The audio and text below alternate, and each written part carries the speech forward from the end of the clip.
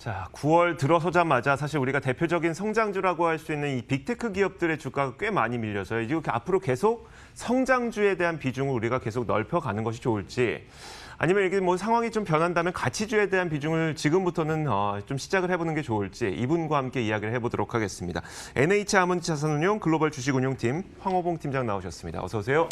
안녕하십니까? 네, 안녕하세요. 네. 사실 뭐 작가님이 직접 팀장님을 섭외하셨지만 저도 사실 꽤 많이 뵙고 싶었습니다. 왜냐하면 저희가 사사로이 카톡을 좀 했었잖아요. 근데 네. 팀장님이 저한테 했던 말 중에 가운데 하나가 가장 눈에 띄었던 게, 그리고 가장 기억에 남는 게 바로 이거였어요. 팀장님 저한테 앵커님 뚜껑 열린 것 같아요. 그거 말씀을 하셨기 때문에 네. 도대체 어떤 의견인지 한번 지금부터 하나씩 들어보도록 할 텐데 네.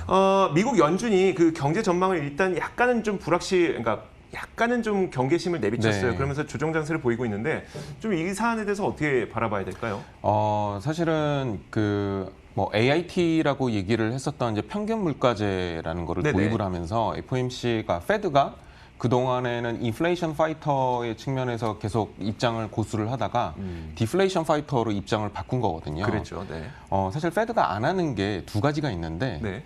이렇게 오랫동안 시장을 보면서 제가 이제 느꼈던 거는 숫자를 잘 안 내놓습니다. 그러니까 페드에는 지금 현재 연준에는 400명이 넘는 사실 경제학자들이 있거든요. 네네. 그 사람들이 모아낸 데이터와 수많은 알고리즘을 돌려서 정말 시장이 이렇게 갈 것이다라고 확신이 됐을 때만 숫자를 사실 내놔서 사실 연준은 숫자 내놓는 거를 잘 안 합니다. 그리고 두 번째로는 기존의 입장을 잘 안 바꿉니다. 그거는 네네. 연준에 대한 신뢰성 문제이기 그렇죠. 때문에 네. 전략을 자주 바꾸게 될 경우에는 연준에 대한 신뢰성이 떨어지기 때문에 이 두 가지를 안 하는데, 사실 이번에 그런 시도를 했다는 부분에서 이거는 진짜 방향을 바꿨다라는 생각을 하고 있고요. 이제 그럼에도 불구하고 이제 이런 방향을 바꿀 때 그전에도 시그널을 사실 많이 줬고, 이제 그래서 사실 3분기 때 시장이 좀 많이 오른 부분도 사실 있습니다. 네네. 그러다가 이제 9월 달에 시장이 떨어졌는데 하나씩 좀 한번 좀 살펴보도록 하면은, 사실 시장이 이제 왜 올랐느냐 3월 달에. 네. 그러니까 어떻게 보면 그동안 굉장히 펀더멘털도 안 좋아 보이고 그 생각만큼 안 좋아 보이고, 그다음에 실적도 생각만큼 안 좋아 보이고, 그다음에 우리가 체감하는 경기도 그렇게 좋지 않음에도 불구하고 주가는 그렇게 훨훨 날았던 이유를 사실 살펴보면 네. 크게는 세 가지인데요. 이제 네. 펀더멘털, 그다음에 정책, 그다음에 이벤트, 이렇게 세 가지로 나눠볼 수가 있는데, 네. 펀더멘털 측면에서 봤을 때는 뭐 8월 달 같은 경우는 이제 코비드 환자가 일일 확진자 수가 8만 명이었다가 그랬죠. 네. 미국의 4만 명으로 줄어든 부분. 네네. 그다음에 실업률 자체도 두 자릿수였다가 한 자릿수로 내려간 부분에 펀더멘털은 아주 우수하게 기대치를 충족을 시켜줬고요. 네네. 지표적인 부분에서도 사실 어떻게 보면은 아까 말씀드렸던 실업률 부분이 굉장히 좀 좋았던 부분이 있었죠. 그다음에 정책적인 부분에서는 뭐 일찍이 말씀드렸지만 FOMC에서 제로금리 끝까지 유지를 하겠다. 그다음에 평균 물가제로 갈 수 있겠다라는 부분은 계속적으로 말씀을 드렸습니다. 하지만 이제 문제가 이제 여기서 발생이 되고 있는데, 재정 정책인 부분에서는 사실은 1조 달러냐 3조 달러냐라는 얘기를 계속하면서 추가 네네. 부양책에 대한 논의가 계속 있다가 최근 들어서부터는 사실은 그 논의가 굉장히 지금 희석되는 그런 그러니까요. 분위기가 있어요. 그러다가 뭐 절충안이 지난주에 나오기는 했지만 그 부분도 사실은 마땅치는 않습니다. 이제 마지막으로 봤을 때는 이제 이벤트적인 측면이 있는데, 그 이벤트적인 측면은 그동안에는 사실은 백신 개발 소식도 나오면서 트럼프 대통령이 올해 안에 끝날 수 있을 것처럼 네. 뭐 또는 많이 완화될 수 있을 것처럼 기대감을 굉장히 많이 좀 불러일으켜줬고, 그다음에 주도주라고 불리는 테슬라랑 그다음에 애플이 액면 분할을 하는 바람에 사실 시장 유동성을 확 이제 빨아들인 부분이 사실 있었습니다. 네네. 근데 지금 상황에서 놓고 봤을 때는 이 부분도 지금 굉장히 애매하다. 왜냐하면 이벤트적인 측면에서 좋은 게 사실은 많지 않아요. 뭐 엔비디아랑 그다음에 ARM이 뭐 M&A 이슈가 있어서 굉장히 좀 좋은 호재로 작용할 수 있을 거라고 하지만 2016년도에 퀄컴이랑 NXP 사례를 놓고 봤을 때는 네네. 결국에는 안 됐거든요. 이렇게 큰 딜 자체가 될 수 있는 가능성은 사실 끝까지 가봐야 하는 거기 때문에 이 부분도 사실 불확실하다. 결국에 남은 거는 지금 오늘 저녁에 있는 테슬라의 배터리 대비밖에 사실은 없는 네네. 그런 상황이에요. 전체적으로 봤을 때 펀더멘털, 그다음에 정책, 그다음에 이벤트 측면에서 봤을 때는 지금 하나 정도밖에, 펀더멘털인 측면밖에는 사실은 지금 상황에서는 시장을 받쳐주는 게 없다. 그래서 변동성이 지금은 좀 많이 커진 상황이다. 말씀드렸던 대로 네. 뚜껑은 사실 열린 상황이기는 하지만 그 상황인 측면에서는 지금 상황에 왔을 때 그분을 유지해 갈 수 있는 그런 동인들이 요 한 달 사이에는 좀 많이 좀 희석이 된 그런 사실 느낌이에요. 단기적으로 봤을 때는. 네. 재정 정책은 사실 이제 2020년 회기년도, 네. 그러니까 미국의 2020년 회기년도가 끝나가는 시점에 거의 얼마 남지 않았잖아요. 이제 네. 9월 말로 이제 끝나게 되는.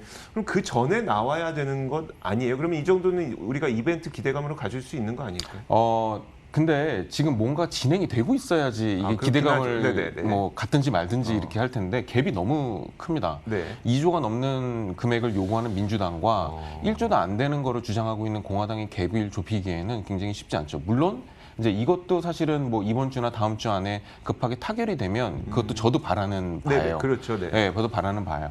근데 이런 부분들 아까 말씀드렸던 이벤트가 없는 부분, 그다음에 재정 정책이 지금 어느 정도 발목을 잡고 있는 부분은 단기적으로는 주식의 변동성을 사실 유발할 수밖에 없다라는 생각을 가지고 있고, 물론 장기적인 관점에서 올해 말의 주식이 아니라 네. 내년 말이 어떨 것 같냐라는 부분에 있어서는 저는 아직도 지금 하늘의 문은 열려 있다라고 생각을 하고 있는 사람 중에 하나입니다. 네, 알겠습니다. 그러면 좋습니다. 어떤 시각으로 좀 저희가 계속 이야기를 이끌어 가야 될까요? 저도 뭐 장기적으로 봤을 때 내년, 내후년, 뭐 조금 더 길게는 2022년, 2023년까지 저는 바라보고 있기 때문에 네. 그러면 이 시점으로 얘기하면 사실 와닿는 분들이 거의 없을 것 같아서 지금 네. 당장 이야기를 좀 해볼게요. 그러면 네. 이렇게 이벤트들이 많이 좀 사라진 이런 상황에서는 뭐 성장주, 가치주 어떤 쪽을 좀 선택을 해야 될 것 같으세요? 자, 다시 한번 잊지 마셔야 될 게 뭐냐면요. 네네. 연준의 대체 대조표는 4조 달러에서 7조 달러로 늘어났어요. 와, 네. 그렇죠? 늘어났고 2008년도 때 1조 달러, 그러니까 1조 달러가 안 되던 대체 대조표가 2조 달러까지 늘어났으니까 그거에 대비해서는 엄청 많은 돈이 시장에 그러네요. 풀린 거고요. 네. 금리가 제로예요. 네. 그리고 아직 코비드 19이라는 바이러스가 시장에 있습니다. 네. 우리가 이렇게 막을 쳐놓은 것처럼 이 시장을 지금 막고 있는 거거든요. 네. 불확실성은 산재해 있다라는 뜻이에요. 그러면 사람들은 앞으로 수익이 날 수 있는 꿈을 주는 주식에 투자를 하거나 네네. 아니면은 지금 수익이 나는 게 보이는 종목에 투자를 하게 돼 있는 상황이거든요. 네. 그런 측면에서 봤을 때는 무조건 성장주는 저는 간다라는 그런 생각을 개인적으로 가지고 있는데 네. 이게 말씀드렸듯이 투자를 만약에 사람마다 투자에 대한 그 스팬은 다르기 때문에 다르죠, 네. 이번에 올해 말까지 정도를 만약에 투자를 한다라고 봤을 때는 저는 지금 좋게 보는 거는 이게 가치주라고 얘기하기는 조금 그렇고요. 지난 분기 대비 이번 분기에 좀 성과가 더 나을 것 같은 이제 그런 걸로 접근을 한다라고 하면은 저는 운송 섹터가 저는 괜찮다라고 보고 있습니다. 운송 섹터가 최근에 좀 많이 좋아졌어요? 사실 보면은 가장 쉽게 볼 수 있는 게 상하이 컨테이너 운임 지수라는 게 있습니다. 네네. 중국발로 떠나는 이제 컨테이너 운임을 이제 통계로 만든 네네. 이제 건데요. 그게 3분기 때만 해도 30% 정도가 올랐어요. 그러니까 그만큼 그래요? 컨테이너 섭외가 쉽지가 않다라는 거예요. 그러니까 실어낼 게 그만큼 많고 물동량이 지금 많아졌다라는 뜻이고요. 아니 안 그래도 저 어제 그 관련 기자한테 네. 요즘에 그 미주 노선 가는 해운 물동량을 뭐 배를 잡을 수가 없어서 가격이 천정부지로 올라가고 있다는 거예요. 네, 맞습니다. 그래서 지금 사실 그게 원래 그 경제 재개랑 사실 맞물린다고 생각이 네네. 들고 지금 보면 미국 내에서도 페덱스, 그다음에 UPS, 그다음에 뭐 이제 포워더 대표적인 포워더 업체고 이제 물류 업체인 엑스피다이터스 이런 업체들 사실 주가들 보고 실적을 보면은 네. 굉장히 좋아지고 있어요. 그래서 이 경제 재개주인 측면 그다음에 지난달보다 그러니까 지난 분기보다 이번 분기가 나을 것 같은 그런 종목이나 섹터를 본다 그러면 운송 섹터가 저는 괜찮다라고 보고 있고요. 그거를 네. 가치주 측면에서 접근하고 싶지는 않습니다. 네, 네. 그래서 올해 말까지는 그게 나을 것 같다는 생각이고 지수면에 있어서는 이게 또 연관이 되는 게 다우지수랑 그렇죠, 또 네. 연관이 좀 있어요. 그래서 다우지수도 나쁘지 않을 것 같다는 그런 생각입니다. 알겠습니다. 운송을 좀 짚어주셨고요. 네. 자, 그러면 이 운송에는 조금 전에 그 말씀하시면서 약간 묻어나오긴 했는데요. 그럼 어떤 것들을 선택해야 되는 거예요? 왜냐하면 미국에 있는 운송이 어마어마하게 많잖아요. 뭐 네. 철도도 있을 네. 거고 해운도 있을 거고 사실 자동차도 다 운송이니까. 네, 맞아요. 뭐 네. 어떤 걸 선택하는 게 좋을까요? 뭐 이렇게 사실은 이제 운송주가 좋다라고 말씀을 드리면 항공주나 이제 네네. 이런 쪽으로 또 투자를 하실 가능성이 되게 높을 것 같아요. 근데 항공의 경우에는 미국은 화물항공하고 여객항공이 완전히 분리되어 있기 네, 때문에 완전히 분리되어 있습니다. 달리 완전히 다르게 분리되어 있고요. 그거에 따라서 사실은 뭐 화물항공을 다시 뭐 선택만 하는 그런 기업들도 뭐 간혹가다 있기는 네네. 합니다만은 사실 그거를 짚어서 개인 투자자들이 들어가시라고 말씀드리기는 굉장히 어렵고 네네. 저는 미국의 운송 섹터를 투자하는 ETF가 있어요. 제가 종목을 말씀드리기는 조금 어려운데 네네. 그거는 쉽게 검색하시면 나올 수 있는 그런 ETF가 있으니까 그 ETF 투자가 저는 나쁘지는 않다라고 생각을 합니다. 네, 알겠습니다. 자, 그래서 운송 관련된 것들을 그냥 좀 지금 단기간에 좀 그래도 빠른 시일 안에 좋아 보이는 그런 섹터로 짚어주셨고요. 저희가 뭐 시간이 한 3분 정도 남았는데 유럽보다도 저희가 네. 워낙 중국 쪽이 요즘 어떻게 되는지 궁금해서 중국에 대한 그 견해는 어떤지도 한번 열어보고 싶었거든요. 네, 유럽 잠깐 말씀 주셨으니까 중국이랑 유럽을 빨리 말씀을 그럴까요? 드릴게요. 네. 일단 중국부터 말씀을 드리면은 사실 OECD에서 유일하게 지금 성장이 가능한 나라라는 게 중국입니다. 네. 그리고 중국은 사실은 또 봐야 될 게 인프라 투자를 올해 좀 많이 했고 그렇죠. 지금 홍수가 나서 인프라 투자를 더 많이 할 예정에 있는 나라이기도 하고 그리고 중국 같은 경우는 지방에서 특수채를 발행해서 돈을 끌어들여서 투자를 하는데 그게 무슨 의미예요? 이게 어떻게 보면 지방 정부가 조달할 수 있는 채권을 발행할 수 있는 네네. 거예요. 근데 그거에 대한 한도 캡이 있는데 그걸 올해 굉장히 많이 완화시켰습니다. 그래서 지방 정부에서 돈을 조달할 수 있게끔 룸을 열어놨기 때문에 그 돈들은 인프라 투자에 쓸 수 있도록 정부에서 지금 유도를 하고 있어서 중국의 지금 전반적인 경제 상황을 펀더멘털을 업시킬 수 있는 분위기는 충분히 됐다라고 하고 있는데 중국에서 지금 가장 바틀렉인 거는 미국과의 분쟁이에요. 네네. 특히 테크주가 사실 그렇죠. 그렇거든요. 네. 그래서 중국의 테크를 투자하실 때는 차라리 중국 본토의 테크가 아니라 홍콩 지금 항생 테크 인덱스라는 게 7월 말에 생겼거든요. 네네. 그 테크 인덱스를 추정하는 ETF 투자를 하시는 게 개인적으로는 좋겠다라는 생각이어서 중국 투자하실 때는 두 가지죠. 본토 인덱스 상하 종합 인덱스를 투자를 하시거나 아니면 AOC에 관련된 인덱스를 투자를 하시거나 이 두 개와 거기에 인프라만 이 둘 중에 하나와 그다음에 항생 테크 인덱스 네네. 요거를 같이 투자를 하시는 게 저는 좋다라는 생각의 솔루션을 사실 드리고 싶고요. 네.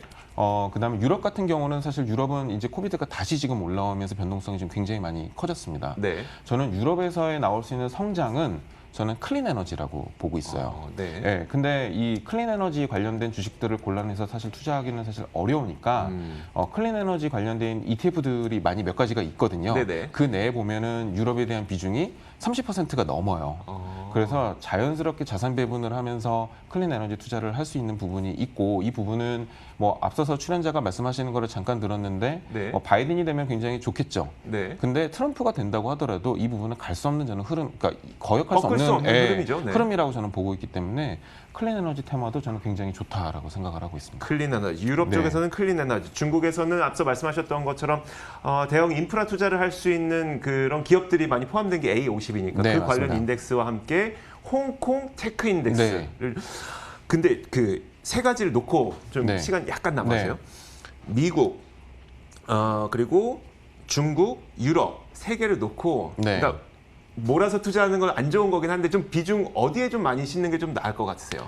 여전히 미국이죠. 여전히 미국이고요. 저는 미국 성장주는 지금 주식 투자하시는 분의 뼈대라고 생각을 합니다. 그러니까 이거를 만약에 지금 팔아야 되냐라는 그런 관점이 나올 때에는 사실 시장 전체가 흔들릴 만한 펀더멘털의 이슈가 있어야 돼요. 네네. 하이드 스프레드가 올라간다거나 아니면은 이벤트성으로 진짜 풋 거래량이 확 뛴다거나 네네. 이제 이런 부분들이 사실 있어야 되는데 그런 부분은 지금 아직까지는 보이고 있지 않기 때문에 미국에 대한 성장주는 50 이상 가져가시고 네네. 클린 에너지에 대한 부분을 한 20에서 그다음에 중국에 대한 부분을 20 정도 가져가시고 저는 한국도 한 10 정도는 괜찮다라고 보고 있습니다. 네, 알겠습니다. 자, 오늘 여기까지 듣겠습니다. 지금까지 NH 아몬디 자산운용 글로벌 주식운용팀 황호분 팀장과 함께 이야기 나눠봤습니다. 고맙습니다.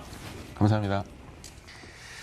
자, 굿모닝 530 글로벌 1, 2부도 모두 마치도록 하겠습니다. 이어지는 출발 마케돈 통해서 국내 시장에 대한 대응 전략 잘 세우시길 바라겠습니다. 저희는 내일 같은 시간에 찾아오겠습니다. 고맙습니다.